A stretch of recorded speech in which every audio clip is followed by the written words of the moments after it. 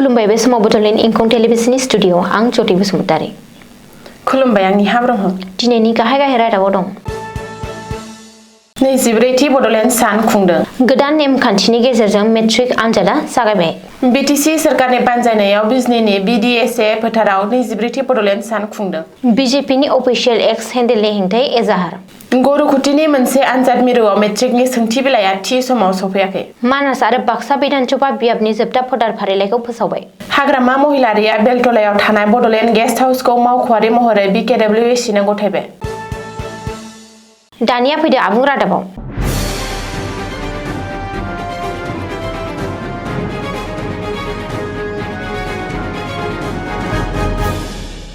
दिनै बिटिसि खुंथायजों लोगोसे बिटिसिनि बेन्दोङाव थानाय मोनबा जिल्लायावबो 24थि बड'लेण्ड सान एबा बिटिसि गोरोबथा सान खुंदों।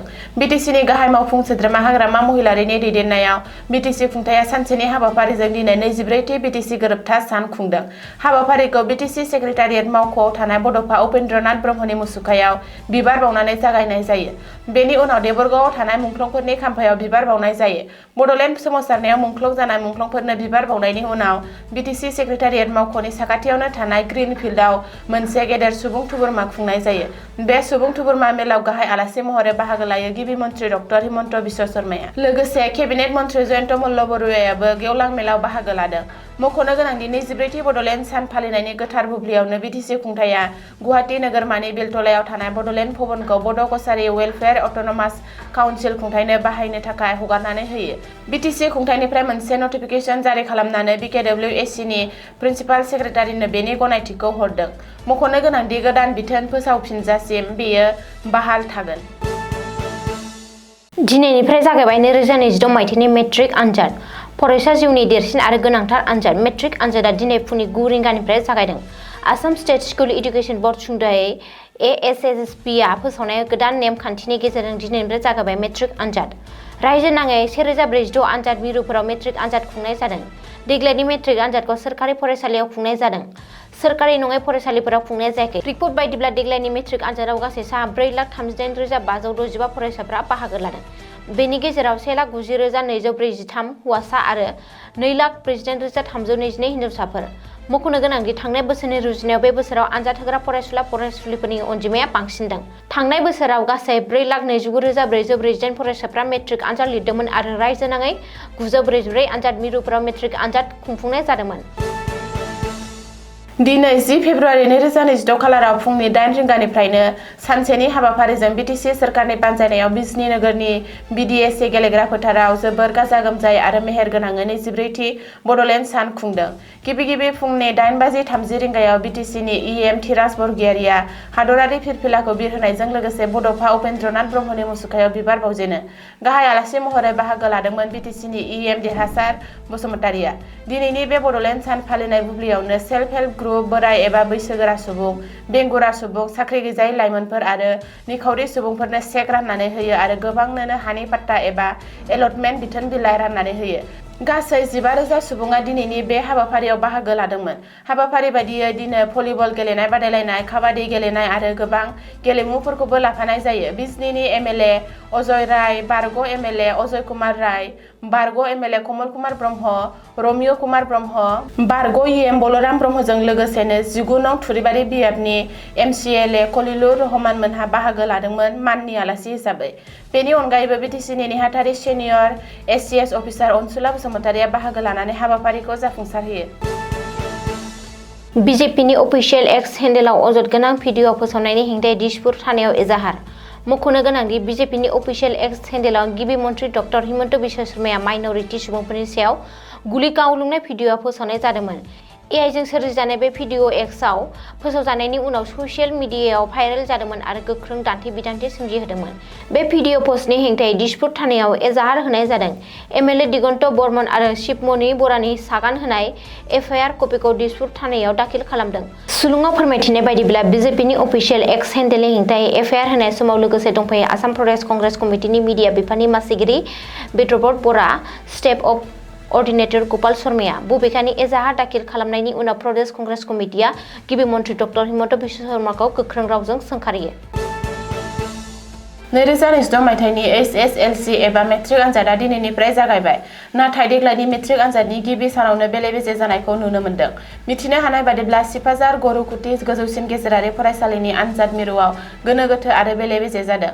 फुंनि 9 रिंगानिफ्राय आनजाद जागायनाय आनजाद मिरुआव थि समाव सौहैयाखै सोंथि बिलाइ। फरायसाफोरा फुंनि 10:10 रिंगासिम सोंथि बिलाइखौ मोननो हायाखै। बे जाथायनि उनाव आनजाद लिरग्रा फरायसाफोरनि बिमा-बिफा आरो दिथागिरिफोरा आनजाद मिरुनि मोखाङाव धरना हाबाफारि लानानै थासारिखौ दुंहावसिन खालामो। लोगोसे फरायसालिनि गोरायुं दन्दिधर नाथनि गोहैलो आरो बिबान रुजुनाय हाबाखौ गोख्रों रावजों सावरायो। बिमा-बिफा, दिथागिरि आरो रायजोफोरनि गोख्रों रागा जोंफुंनायनि गेजेरावनो फुंनि 10:10 रिंगायाव आसाम स्टेट स्कुल एडुकेशन बर्डनिफ्राय दैथायहरनाय सोंथि बिलाइनि थफ्लाया गरुकुटि गोजौसिन गेजेरारि फरायसालिनि आनजाद मिरुआव सफैयो। रिपर्ट बादिब्ला 1 घन्टानिबो बांसिन सम गोबावजों सोंथि बिलाइ सफैनायनि थाखाय बै मिरुनि आनजादनि थिखानाय समखौ बारायनानै होनाय जायो। आनजाद मिरुनि सोंथि बिलाइखौ हरनि समाव सिफाजार पुलिस थानायाव दोननाय जादोंमोन, नाथाय फुङाव सोंथि बिलाइनि थफ्लाखौ पुलिस थानायाव मोननो हायाखैमोन होननानै सुलुङाव फोरमायदों। बाक्सा जिल्लानि बेन्दोङाव थानाय मोननै बिधानसभा बियाब फारि 41 नं मानास आरो 42 नं बाक्सा बियाबनि भटार फारिलाइनि जर'खा सोरांफिननाय एबा एसआर 2026 नि थाखाय जोबथा भटार फारिलाइखौ फोसावनाय जाबाय। बाक्सा जिल्ला बेंगिरि मावख'नि कनफारेन्स हलाव खुंनाय जर'खा मेलनि गेजेरजों मानास आरो बाक्सा बिधानसभा बियाबनि जोबथा भटार फारिलाइखौ दिनै फोसावनाय जायो। बाक्सा जिल्लानि डिस्ट्रिक्ट इलेक्शन अफिसार गौतम दासहा, ADC Jituraj Gogoi, election officer Pratishtha Dutta आरो गुबुन मावख'गिरिजों लोगोसे गुबुन गुबुन राजखान्थि हान्जानि थान्दैफोरनि नुजाथिनायाव 41 नं मानास आरो 42 नं बाक्सा बिधानसभा बियाबनि जोबथा भटार फारिलाइखौ फोसावनानै होदों। बाक्सा जिल्लानि मोननै बिधानसभा बियाबनि फोसावजानाय फारिलाइ बायदियै जोबथा भटार फारिलाइयाव गासै 4,02,328 सा भटारफोरनि मुङा सिखांदों। मानास बियाबाव 2,04,641 भटारफोर दं। बेनिनो 1,03,114 साया हौवा भटार आरो 1,01,527 साया आइजो भटार। गुबुन फारसे बाक्सा बियाबाव गासै 1,97,687 सा भटारफोर दं। बिदिनो 97,864 हौवा भटार आरो 99,822 आइजो भटार आरो थामथि आथोननि सासे भटार दं।